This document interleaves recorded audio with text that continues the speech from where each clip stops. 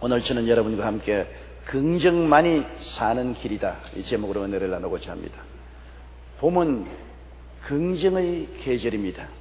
겨울 동안 산불로 타버린 언덕, 눈사태로 무너진 곳, 얼어붙었던 강산에 다시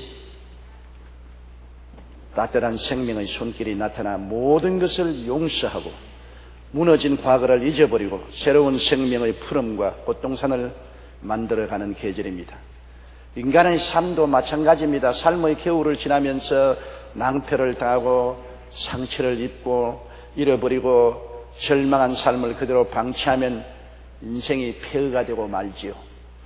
그러나 예수님 십자가 밑에 나와 울며 과거를 용서하고 잊어버리고 홀홀 털고 일어나서 내일의 꿈을 향하여 날아가는 삶이 바로 긍정의 삶인 것입니다. 이 긍정의 삶을 대표적으로 보여준 것이 탕자의 삶인 것입니다. 탕자는 큰 농사를 짓는 부자 농부의 둘째 아들로 잘 먹고 잘 입고 잘 살았습니다. 그런데 탐욕이 들어와서 자기가 나이가 이르지도 못한데 아버지의 상속을 강요했습니다. 옛날에는 맏아들은 아버지가 죽을 때 3분의 2의 재산을 가져가고 둘째 아들에게는 3분의 1을 줍니다. 그 3분의 1을 내놓으라는 겁니다. 하도 강청하기 때문에 아버지가 그 많은 재산 중 3분의 1을 둘째 아들에게 주니 이를 다 청산해서 먼 나라로 가서 아주 호의호식하고 허랑방탕하게 살아서 모든 것을 다 잃어버리고 말았습니다. 그 나라에 큰 흉년이 들어오자 호구지책을 세울 수가 없어서 직장을 구하러 다니다가 돼지를 치는 회사에 사원으로 채용이 되었는데 그 회사에서 시골에 보내어 돼지 농장에서 일을 하게 했는데 너무나 월급이 작아서 먹고 살 수가 없습니다. 배가 고파 견딜 수가 없고 추워서 견딜 수가 없습니다. 돼지우리에서 같이 살면서 돼지가 먹는 쥐염 열매를 먹으려고 해도 돼지들이 그것을 충분히 주지도 않습니다. 그런 아주 처참한 인생의 수렁에 빠진 사람이 어떻게 다시 살아나는가 이야기를 우리가 살펴보면 우리의 생애 속에 큰 교훈을 얻을 수가 있는 것입니다. 첫째로 그가 그 절망의 수렁에 빠져서 허우적이며 있을 때는 아무것도 바라볼 수 없는 미래가 캄캄하였습니다. 그러나 다시 살아나기 위해서 그가 해야 될 일이 있었습니다. 그것은 과거의 죄책과 후회의 늪에서 벗어나야 됐습니다. 그 마음속에 엄청난 죄책이 짓누르고 있었습니다. 아버지를 배반한 죄가 가슴에 쓰렸습니다. 아버지가 그렇게 말리고 울면서 그를 붙들었습니다. 내가 나이가 들면은 내가 상속을 줄 테니까 그때까지 기다리라고 강청을 하는 것을 아버지에게 몹쓸 말을 하고 반역을 하고 고함을 치고 횡패를 부리고 아버지의 재산을 강탈한 그 죄책이 이제 마음속에 너무나 고통스럽습니다. 잘 나갈 때는 다 잊어버렸는데 모든 것 다 잃어버리고 고통스러우니까 태산처럼 다가오는 것이 아버지에 대해서 지은 죄가인 것입니다. 그 죄의 수렁에서 벗어나기 전에는 그가 재기불능인 것입니다. 누가복음 15장 12절로 13절에 그 사건을 이렇게 기록하고 있습니다. 그 둘째가 아버지에게 말하되 아버지여 재산 중에서 내게 돌아올 분깃을 내게 주소서 하는지라. 아버지가 그 살림을 각각 나누어 주었더니 그 후 며칠이 안 되어 둘째 아들이 재물을 다 모아가지고 먼 나라에 가서 허랑방탕하여 그 재산을 다 없애했다고 말한 것입니다. 그는 과거를 돌이켜보니 도저히 얼굴을 들 수 없습니다. 얼마나 음란하고 방탕한 생활을 했든지 상상을 초월합니다. 매일같이 아름다운 여자들을 돈으로 사서 가르고 도박꾼들, 방탕자들, 마약 중독자들과 합쳐서 놀이터를 벌리고 무절제하고 비윤리적이고 비도덕적인 생활은 다 골라가면서 했습니다. 누가복음 15장 13절 이하에 보면 거기서 허랑방탕하여 그 재산을 낭비하더니 돈을 물쓰듯이 썼습니다. 아버지가 피와 눈물과 땀으로 모은 재산을 노력하지 않고 얻은 재산이라 그대로 막 써제끼니까 그 재산이 아무리 많은들 유지될 수가 없습니다. 그리고 그 탕진한 재산을 생각할 때 그의 가슴이 아픕니다. 얼마나 아버지가 피땀 흘려 모은 재산을 자기가 모두 다 음란과 방탕과 도박과 술 취함으로 없앴다는 그 죄책이 그 영혼을 짓눌렀습니다. 그 죄책에서 벗어나기 위해서는 하나님 앞에 죄를 회개하고 아버지께 죄를 회개하고 그리고 그 죄를 자기가 스스로 용서해 주는 길밖에는 살아갈 길이 없습니다. 죄는 첫째로 하나님의 법을 어겼으니 하나님께 범죄한 것이요, 아버지를 그에게서니 아버지에게 회개하고 용서받아야 될 것이요, 그 다음엔 자기가 자기를 용서해주고 받아줘야 될 것입니다. 이래서 그가 하루는 결단을 내렸습니다. 내가 아버지께 돌아가서 회개를 해야 되겠다. 하늘과 아버지께 죄를 지었사오니 다시 아들이라 일컬음을 받지 못하게 품꾼의 하나를 보소서 하고 인간은 삶을 다시 시작해야 되겠다고 결단을 내린 것입니다. 누가복음 15장 18절로 19절에 내가 일어나 아버지께 가서 이르기를 아버지, 내가 하늘과 아버지께 죄를 지었사오니 지금부터 아버지의 아들이라 일컬음을 감당치 못하겠나이다. 살아나려면 용서를 구하고 또 자기를 용서해야 되는 것입니다. 하나님 앞에 용서를 받아야 되고 아버지에게 용서를 받아야 되고 자기 스스로에게 용서를 받아야 되는 것입니다. 언제나 죄의 용서는 세 가지 방향인 것입니다. 하나님께 용서받고 그 다음 내가 직접 상처를 입힌 자에게 용서를 청합니다. 용서를 해주든 안 해주든 내가 할 일은 용서를 하는 사과를 해야 될 것이고 그 다음에는 내 스스로 정죄하고 미워하는 그것을 용서해서 나 스스로가 나를 사과하고 용서해 주어야 되는 것입니다. 누가복음 15장 20절 21절에 보면 이에 일어나서 아버지께로 돌아가니라. 아직도 거리가 먼데 아버지가 그를 보고 측은히 여기에 달려가 목을 안고 입을 맞추니 아들이 이르되 아버지, 내가 하늘과 아버지께 죄를 지었사오니 지금부터는 아버지의 아들이라 일컬음을 감당치 못하겠나이다 하나. 여러분, 우리가 이 탕자의 비유를 통해서 배워야 될 것은 우리도 한 사람 없이 크고 작은 탕자인 것입니다. 우리도 하나님의 뜻을 거슬려 이 세상에 살면서 죄를 짓고 불의하고 추악하게 살았습니다. 하나님의 마음을 아프게 하고 우리 부모와 혹은 이웃의 마음을 아프게 한 적이 한두 번이 아닙니다. 우리의 살아간 생애를 가슴에 쏟아놓고 보면 죄책이 크게 소리치고 머리를 드는 것입니다. 우리가 언제나 이 죄책을 눌러놓으면 이 죄책이 내 마음속에 아무 소리 안 할 것 같아도 죄책을 눌러놓으면 부정적인 생각이 마음을 떠나지 아니하고 마음이 우울하고 좌절하고 절망하고 상쾌한 믿음이 생겨나지 않습니다. 많은 사람들이 내가 아무리 주여 주여 외쳐도 내 마음속에 왜 믿음이 생겨나지 않습니까? 라는 그런 말을 합니다. 마음에 감추어놓은 죄가 있으면 하나님께 아무리 부르짖어도 믿음이 생겨나지 않고 성령의 역사가 일어나지 않습니다. 믿음이 일어나고 성령의 역사가 일어나기 위해서는 내 마음속에 감추인 죄악을 청산해야 됩니다. 이 탕자와 같이 하나님 앞에 내 죄를 다 고하고 내가 기억나는 대로 죄를 지은 상대에게 용서를 구하고 그리고 자기 죄를 자기가 용서해 줘야 되는 것입니다. 내가 아내에게 죄를 지었으면 아내에게 죄를 용서해 달라고 구해야 되는 것입니다. 용서 안 해주고 해주고는 아내 책임입니다. 내가 할 일은 아내에게 죄책을 구하고 또 남편에게 내 죄를 용서해달라고 구하고 이웃에게 내 죄를 용서해달라고 구하고 편지라도 쓰고 인터넷에 글이라도 올려서 죄사함을 요구해야 되는 것입니다. 그리고 난 다음에 자기를 향해서 말해야 됩니다. 너는 하나님 앞에 용서를 받고 이웃에게 용서를 구했고 그랬으니 너도 너 자신을 용서하라. 나도 내 자신을 용서한다. 스스로 그렇게 말해야 되는 것입니다.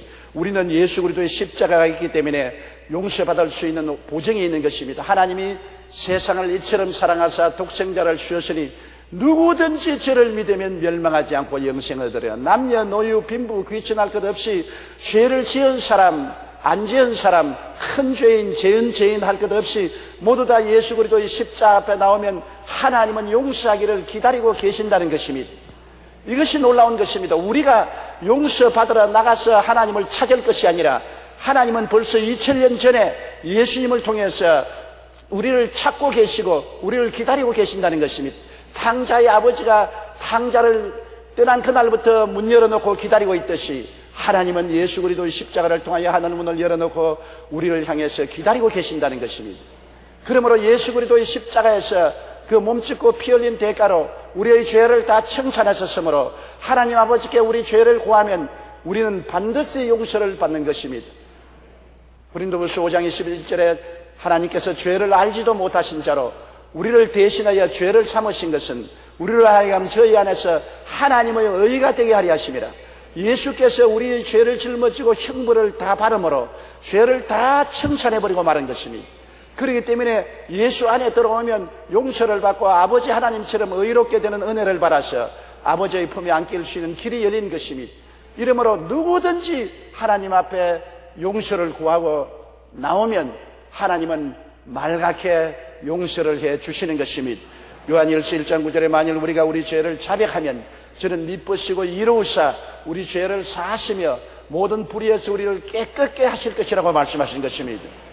이러므로 하나님 앞에 우리 마음이 용서를 받았으면 그 다음에는 우리는 담대하게 이웃에게 용서를 청해야 될 것인 것입니다.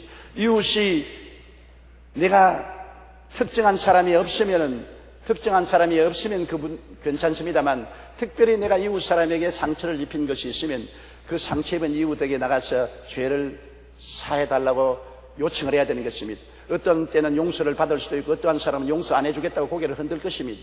그러나 그것은 내 책임이 아닌 것입니다. 내가 할 일은 용서해달라고 부탁을 하는 것이고, 용서를 해주면 좋고 안 해줘도 나는 죄책에서 벗어날 수 있는 것입니다. 왜냐하면 하나님께 이미 용서를 받았기 때문에 그 용서한 열매로서 이웃에게 죄를 용서해달라고 구하고, 그 다음에는 하나님의 은혜로 우리 죄를 스스로 용서해 주는 것입니다. 우리 주기도문에 우리가 우리에게 죄 지은 자를 사하여 준 것 같이 우리의 죄를 사하여 주옵소서. 우리가 이웃의 죄를 용서한 것 같이 우리 죄도 용서해 줘야 되는 것입니다. 많은 사람들이 오랜 세월 동안 살면서 자기를 용서하지 않습니다. 자기는 죽일 놈, 나쁜 놈, 고약한 놈, 버림받아야 마땅한 놈, 이런 놈은 살아갈 필요가 없다. 나는 이 세상에서 망해야 된다. 자기를 비하하고 자기를 정죄하고 자기를 심판하는 사람들이 많습니다. 그래서 우울증에 걸려서 나는 못 산다, 나는 살 수 없다, 살아갈 필요도 없다고 말하는 것입니다. 자기를 용서하지 않습니다. 그것은 큰 잘못입니다. 하나님이 용서한 사람을 우리가 용서 안 하면 안 됩니다. 하나님이 나를 용서해 주었는데 왜 내가 나를 용서하지 않습니까? 나를 솔직히 용서해 주는 것입니다. 내가 거울을 들여다보고 나는 하나님께로부터 용서받았으니 나도 너를 용서한다. 네가 옛날에 못되게 굴어서 내가 너를 사랑할 수 없었지만은 이제 나는 너를 용서한다. 그러므로 용서받아라. 스스로를 용서해서 죄짐을 풀어놓아야 수렁에서 건져냄을 받을 수가 있는 것입니다. 죄짐을 벗어놓지 아니하면 수렁에서 나올 수가 없습니다. 유명한 과학자 코페르니쿠스의 무덤 비석에는 그 유언을 따라서 이런 비문이 새겨져 있습니다. 나는 바울의 지혜를 구하지 않습니다. 나는 베드로의 능력을 구하지 않습니다. 오 하나님, 나는 회개하는 강도에게 주셨던 은혜를 구합니다. 우리는 회개를 통해 과거의 죄책과 후회의 늪에서 벗어나야 합니다. 그럴 때 긍정적으로 살아나갈 수가 있는 것입니다. 우리를 항상 부정적이 되게 하고 파괴적이고 절망적이 되게 하는 것은 죄입니다. 그 죄의 늪에서 벗어나야 긍정적으로 살 수 있습니다. 희망을 가지고 살 수 있고 믿음을 행수하면서 살 수 있는 것입니다. 이 탕자가 그 쥐염 열매를 먹는 돼지 소굴에서 나올 수 있는 결단이 하나님과 아버지께 회개를 하겠다고 작정을 한 그날부터 그는 그 수렁에서 나올 수 있는 계기가 되었던 것입니다. 우리도 크고 적은 수렁에 빠져서 허우적일 때 우리는 하나님과 사람 앞에 지은 죄를 회개하고 자기의 죄를 용서하고 예수님의 보혈에 의지할 때 수렁에서 나올 수 있고 긍정적인 인생을 살아갈 수 있는 첫발을 디딜 수가 있는 것입니다. 둘째로 이 탕자는 지난 날을 다 잊어버려야 됩니다. 이 탕자가 수렁에서 빠져 있을 때 늘 과거가 그를 집착하게 하는 것은 과거가 엄청나게 부자였는데 내가 이렇게 가난하게 되었다는 탄식인 것입니다. 그렇게 돈이 많았는데 그 돈이 다 어디로 날아갔나? 어쩌다가 그 돈이 다 소모되고 말았냐? 과거에 부자였던 생각의 꿈에서 깨어나지 못합니다. 그는 현재 돼지 소굴에 살고 있는 사람임에도 불구하고 마음은 옛날에 부자였던 과거를 잊어버리지 못하고 있는 것입니다. 여러분, 과거를 잊어버리고 던져버려야 그 집착에서 벗어날 수 있지, 과거에 잡혀있는 사람은 앞으로 전진할 수 없는 것입니다. 우리는 항상 앞을 바라보고 나가야 삽니다. 과거에 잡혀있고 과거에 집착해서 늘 탄식하면 한 발자국도 앞을 나가지 못하고 이 사람은 수렁에서 죽고 마는 것입니다. 잠언서 23장 5절에 내가 어찌 허무한 것에 주목하겠느냐 정령의 재물은 스스로 날개를 내어 하늘을 나는 독수리처럼 날아가리라. 누가복음 12장 15절에 삼가 모든 탐심을 물리치라 사람의 생명이 그 소유에 넉넉한 데 있지 아니하니라고 말한 것입니다. 재물과 지위나 명예 이런 것이 과거에 아무리 있었다 하더라도 그것이 떠나간 이후에는 집착하지 말아야 되는 것입니다. 다 훌훌히 틀어버려야 되는 것입니다. 그것을 가지고 내가 과거에 이런 사람이었는데 그런 대접을 지금 받지 못하고 이런 비참한 것이니 너무나 불쌍하다고 생각하면 안 되는 것입니다. 의리의리하게 의시되며 살았던 과거가 마음속에 집착으로 다가오는 것입니다. 과거에 내가 이렇게 안 살았는데 거대한 저택에서 살고 자가용을 가지고 운전사가 있고 정원사들이 있고 가정부들이 있고 얼마나 행복하게 살았느냐. 내가 일었으면 사람들이 다 일어나서 절을 하고 내가 나가면 마중을 나가고 어느 곳에 가나 1등석에 앉고 이런 삶을 살던 내가 어찌하다가 이렇게 외롭고 고독하고 좌절하고 절망적인 사람이 되었느냐. 어찌하다가 돼지 소굴까지 낮아져서 돼지 지엄령련을 받는 수렁에 빠졌는가. 그런 탄식을 하고 살면 안 됩니다. 그 과거는 이미 지나가 버린 것이고 아무리 생각해도 돌아오지 않습니다. 떠나간 과거는 놓아버려야 되는 것입니다. 이미 환경에서 떠나갔는데 내 마음에서 그것이 집착되어 있어 과거처럼 행세하면은 아무도 그 사람을 받아들이지 않습니다. 과거는 떠나갔으니까 과거의 부자처럼 생각하고 행세하지 말아야 되는 것입니다. 과거에 의리의리하게 의시되며 살았던 그 행실을 그대로 하려고 하면은 과거에 붙잡혀서 그는 결코 그 수렁에서 빠져나오지 못하고 멸망하고 말 것인 것입니다. 시편 52편 7절에 이 사람은 하나님을 자기 힘으로 삼지 아니하고 오직 자기 재물의 풍부함을 의지하며 자기의 악으로 스스로 든든하게 하던 자라고 말하는 것입니다. 그런 자가 패망하고 마는 것입니다.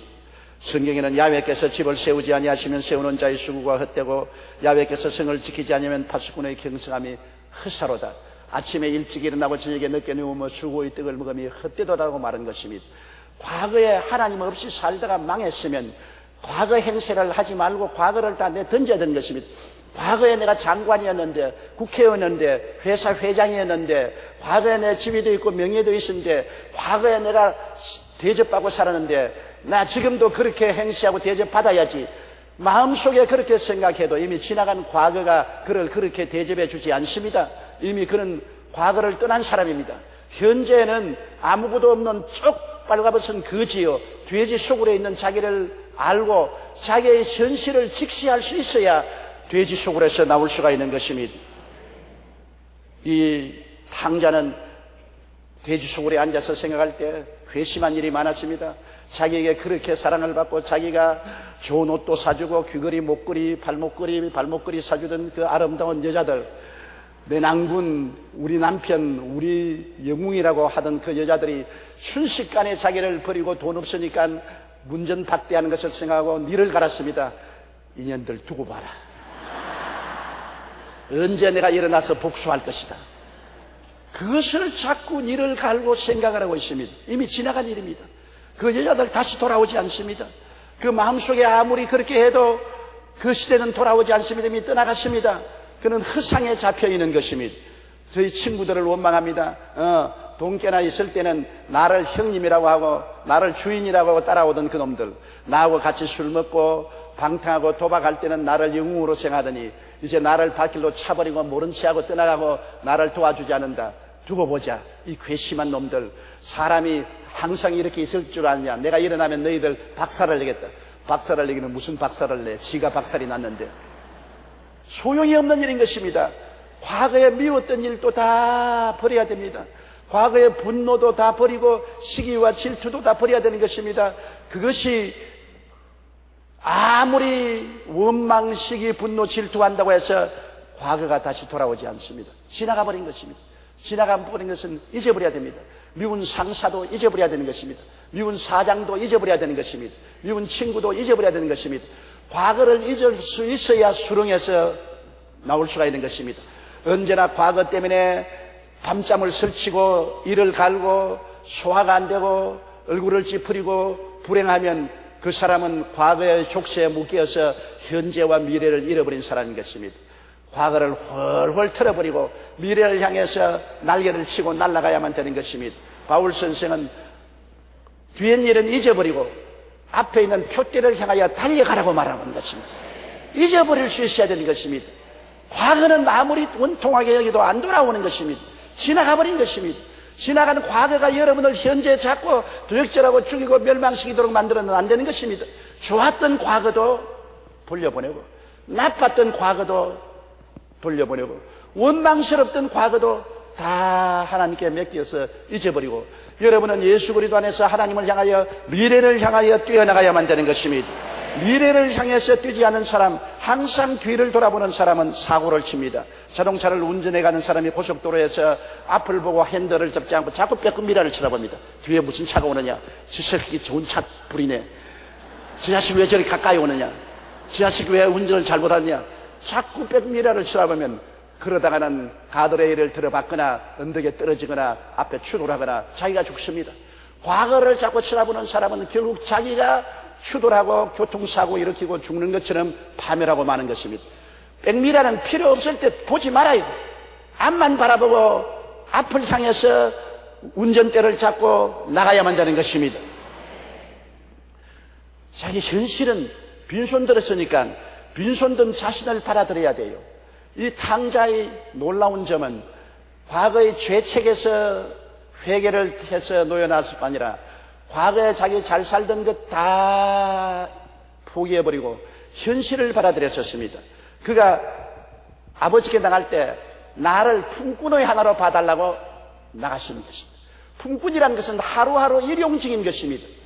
과거의 아들로서 당당하여 재산 3분의 1을 탔던 그가 큰 소리 꽝꽝하고 수많은 종을 부리던 그가 종 밑에 부림을 당하는 품꾼으로 자기를 낮춘 것입니다.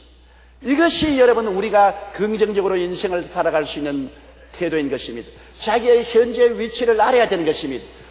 낮아지고 겸손해진 위치를 받아들여야 되는 것입니다. 현재가 품꾼이 되어 있는데도 불구하고 과거의 부자요 과거에 어리어리하게 잘 사는 그런 행세를 하려면 안 되는 것입니다. 현실을 직시해야 되는 것입니다. 우리 예수 믿는 사람들은 빈손 들고 앞에가 십자가를 붙들어야 되는 것입니다. 과거에 붙잡려서 주님 앞에 빈손 들고 못 나가는 사람은 불쌍한 사람인 것입니다. 주님 앞에 지위도 명예도 권세도 돈도 다 비워버리고 이제는 손탄 털털 버리고 수렁에 빠진 내가 빈손 들고 품꾼의 하나가 되어서 주님 앞에 나오는 그런 마음의 태도를 가져야 긍정적인 인생을 살 수 있는 것입니다. 시편 40편 17절에 나는 가난하고 궁핍하오나 주께서는 나를 생각하시오니 주는 나의 도움이시오 나를 건지시는 이시라. 가난하고 궁핍한 자기를 인정해야 주님이 도와주시는 것입니다. 마태복음 5장 3절에 심령이 가난한 자는 복이 있나니 천국이 저희 것이며 심령이 가난해져야 되는 것입니다. 자기 가난한 현실을 깨달아야 되는 것입니다. 품꾼의 하나로 낮아져야 되는 것입니다. 품꾼이 된 자기가 되어야 주님이 받아주는 것입니다. 시편 34편 18절에 야훼는 마음이 상한 자를 가까이 하시고 중심으로 통회하는 자를 구원하시는도다. 마음이 상하고 중심으로 통회하고 자기의 죄책을 다 회개하고 벗어버리고 과거에 잘 살던 오만하고 교만한 자리를 다 떠나보내고 회개하고 자기가 낮아 있는 품꾼으로 통회하고 회개하면 주님께서 구원의 손길을 베푸는 것입니다. 요엘서 2장 13절에 너희는 옷을 찢지 말고 마음을 찢고 너희 하나님 야훼께로 돌아올지어다. 그는 은혜로우시며 자비로우시며 노하기를 더디하시며 이내가 크시사 뜻을 돌이켜 재앙을 내리지 아니하시리라. 마음을 찢고 야훼께로 나오라는 것입니다. 마음이 오만하고 교만한 하나님께서 결코 받아들이지 않습니다. 마음이 겸손하고 깨어지고 회개하고 잡아가고 낮아진 자는 주님이 찾아오셔서 높여주시는 것입니다.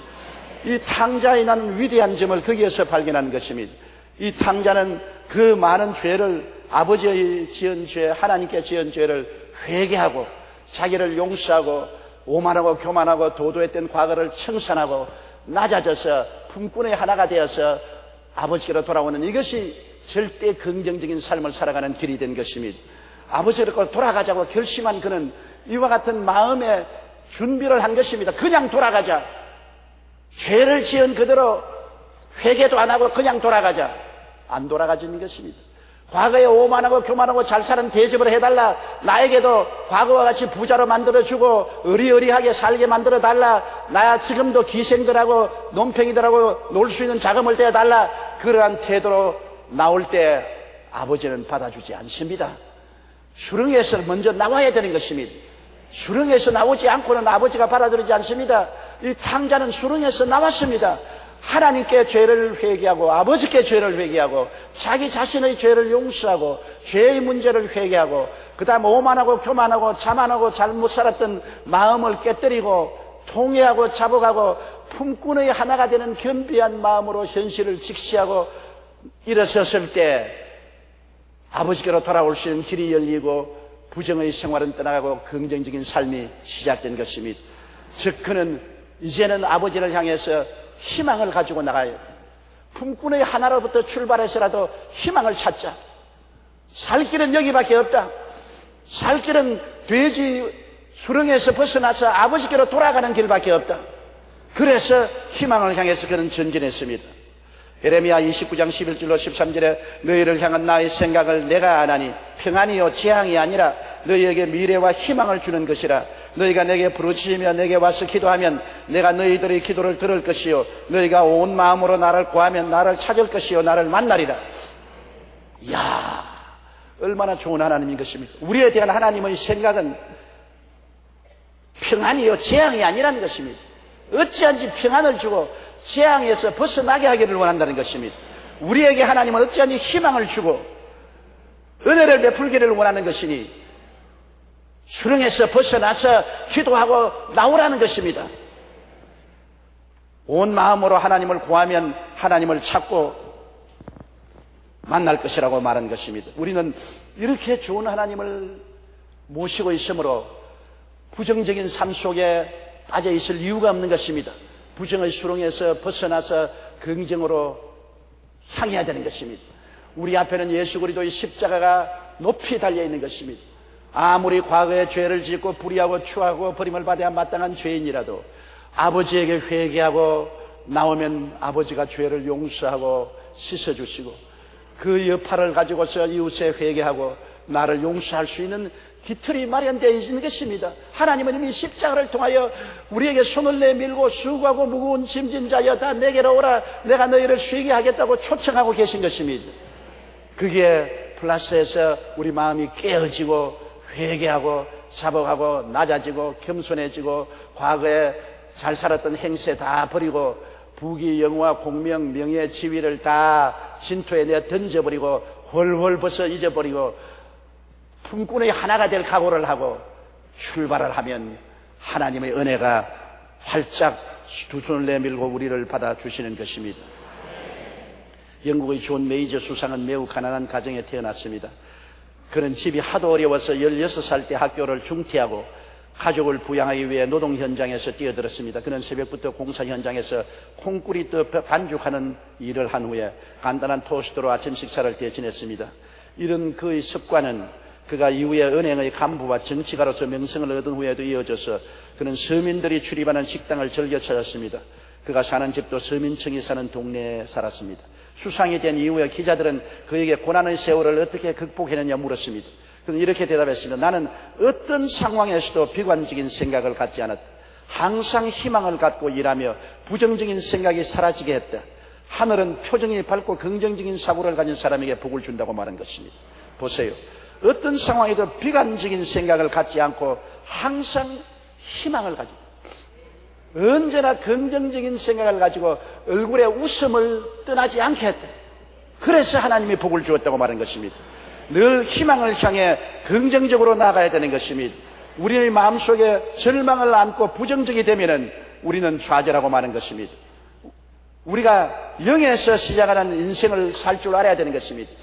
지위도 명예도 권세도 돈도 다 벗어버리고 빈손 들게 돼서 제로해서 하나님께로 나갈 수 있는 마음의 겸허함을 가져야 되는 것입니다. 하나님께 나올 때 내 마음이 부하면 안 됩니다. 내 마음이 제로가 되어야 되는 것입니다. 현재 내가 부귀 영화 공명을 다 가지고 있더라도 하나님 앞에 나갈 때는 다 그것을 벗어버리고 빈손 들고 하나님 앞에 나가야 되는 것입니다. 부귀도 영화도 공명도 지위도 명예도 하나님 제단 앞에 다 바쳐버리고 하나님 앞에서는 언제나 빈손 들고 품꾼이 되어 나가야 되는 것입니다. 그렇지 않습니까? 하루하루 사는 것이 품꾼의 삶 아닙니까? 내일을 살 수 있다는 보장이 어디 있습니까? 내일 일을 자랑치 말라. 오늘 내게 어떠한 일이 일어날지 알지 못한다고 성경은 말하고 있지 않습니까?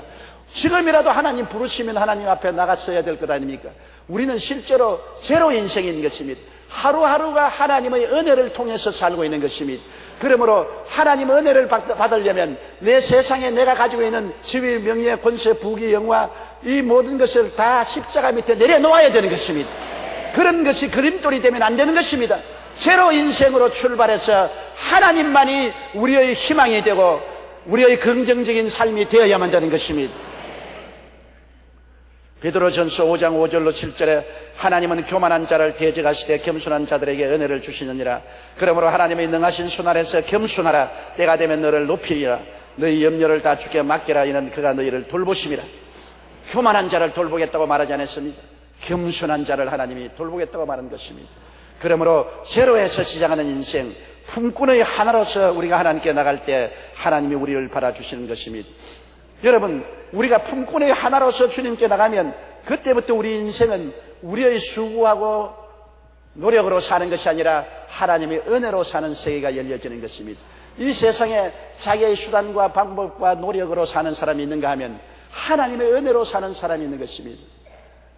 자기의 죄를 회개하지 아니하고 자기의 교만을 깨뜨리지 아니한 사람은 자기의 노력으로 살아야 되는 것입니다. 자기의 죄를 십자가에 다 져버리고 교만은 깨뜨리고 오만을 깨뜨리고 제로 인생으로 출발해서 하나님께로 돌아가면 그때부터는 하나님의 은혜가 우리를 살게 만들어 주시는 것입니다. 이 탕자가 제로 인생이 되어서 아버지께 나오는 장면을 여러분 보십시오. 아버지께 그는 완전히 깨어져서 품꾼의 하나로 보시옵소서 하고 나왔습니다. 그는 말하기를 하늘에도 죄를 지었고 아버지에게도 죄를 지었으니 이제 아들이라 일컬음을 받을 수가 없습니다. 나를 하루하루 고용하는 품꾼의 하나로 보아주시옵소서. 아버지는 대답 안 했습니다. 이미 이 아들은 죽었다가 살아났으며 잃었다가 얻은 자리로 돌아온 것입니다. 그가 죄를 버리고 교만을 버렸을 때 하나님은 얼마나 사랑하셨는지, 그 아버지가 얼마나 사랑한지 그것을 표현하기를 잃었다가 찾았으며 죽었다가 살아난 아들이라고 말한 것입니다. 여러분, 우리가 죄를 버리고 오만을 버리고 빈손 들고 하나님께 나오면 하나님은 우리를 거듭나게 하시고 하신 말씀이 이내 아들은 죽었다가 살아났다. 이내 아들은 잃었다가 내가 도로 얻었다고 말씀할 것입니다. 하나님은 우리를 너무나 사랑하십니다. 이 아버지를 통해서 하나님 아버지를 보여주고 있는 것입니다. 이 아버지께 이 아들이 빈손 들고 나와서 꿇어 엎드리니까 아버지가 아들을 일으켜서 끌어안고 입을 맞추고 종들에게 말했습니다. 제일 좋은 옷을 갖다 입혀라. 헐무리한 옷 아닙니다. 제일 좋은 옷을 갖다 입혀라. 아들이 되었다는 표시인 반지를 갖다 끼워라. 유대 나라에서는 가족은 반지를 끼웁니다. 그 다음 신발을 신겨라. 종들은 신을 안 신어도 아들은 신발을 신기는 것입니다. 신발을 갖다 신겨라.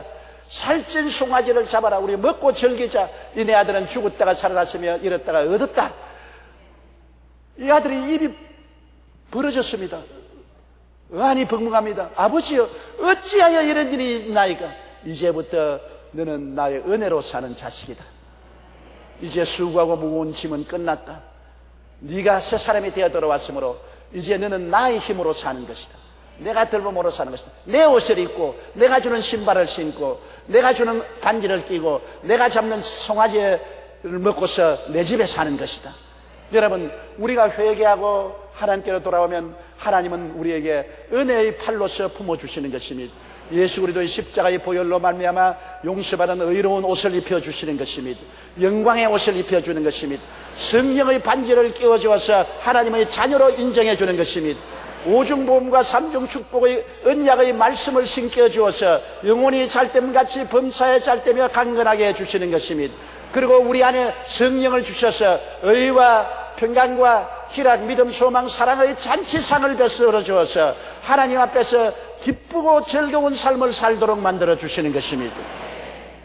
이것이 바로 우리가 부정에서 긍정으로 들어와서 사는 길이 되는 것입니다. 수렁에 빠진 삶이 제기하는 길은 긍정적으로 나아가는 길밖에는 다른 길이 없습니다. 그 길은 십자가 앞에서 용서로 새롭게 되고 철저히 과거를 떨쳐버리고 하나님의 은혜의 품속에 뛰어다니는 길밖에 없는 것입니다. 율법으로 살지 말고 은혜로 살아야 되는 것입니다. 나의 수고하고 무거운 짐을 짊어지고 사는 것이 아니라 하나님의 축복과 은혜 속에 사는 삶을 살아야 되는 것입니다. 이 세상에 예수를 믿지 않은 사람은 인간의 수단과 방법과 노력과 인본주의로 삽니다. 그러나 주님께로 죄를 회개하고 깨어져서 탕자가 변화되어 돌아온 사람은 하나님 섬기며 살고 하나님의 은혜로 사는 것입니다. 이제는 앉아도 은혜요 서도 은혜인 것입니다. 하나님의 영광의 옷을 입고 하나님의 성령으로 인침을 받아 하나님의 자녀가 되고 하나님의 약속의 오중복음과 삼중 축복을 복받고 하나님이 주시는 믿음, 소망, 사랑, 의, 평강, 희랑, 성령 충만의 잔치상을 베풀고서 살다가 천국으로 돌아가게 되는 것입니다. 여러분, 우리는 수렁 속에 빠져 있어서는 안 되는 것입니다. 적고 큰 수렁에 빠져서 허우적해서는 안 되는 것입니다. 그 수렁에서 나오기 위해서, 그 좌절과 절망에서 나오기 위해서 우리는 십자가 앞으로 나가십시다. 회개하십시다. 철저히 회개하십시다. 용서를 하나님께 구하고 사람에게 구하고 자기 자신도 정죄하지 말고 열등의식과 좌절감에 빠지지 말고 용서해주고 현재를 즉시해서 제로로 하나님께 나가십시다. 제로섬 게임입니다. 빈손 들고 나가십시다. 아무것도 자랑하지 마십시오. 현재는 과거에 예수 믿지 않고 죄악에 살던 시대에 내가 아닌 것입니다. 지위도 명예도 권세도 돈도 다 떠나갔습니다.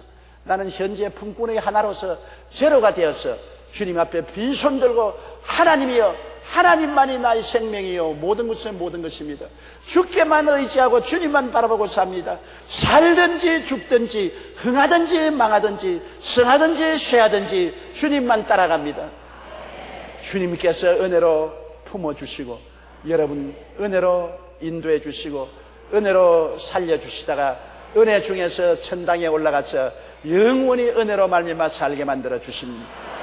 다 같이 고개 숙여 기도드리겠습니다. 살아계신 우리 아버지 하나님, 우리는 다 크고 작은 탕자였는데 우리가 수렁에 빠져 허덕일 때 십자가를 바라보고 용서의 길을 열도록 만들어 주신 아버지 감사합니다. 용서받은 의인이 되고 과거를 다 청산하고 빈손 들고 아버지께 나가 은혜를 받아 살게 만들어 주시니 감사합니다. 혹시 이 현실을 잊어버리고 과거로 돌아가는 어리석은 사람 없게 되게 도와주시옵소서. 다 깨어지고 낮아지고 회개하고 품꾼이 되어 살게 도와주시옵소서. 예수님 이름으로 기도드립니다. 아멘.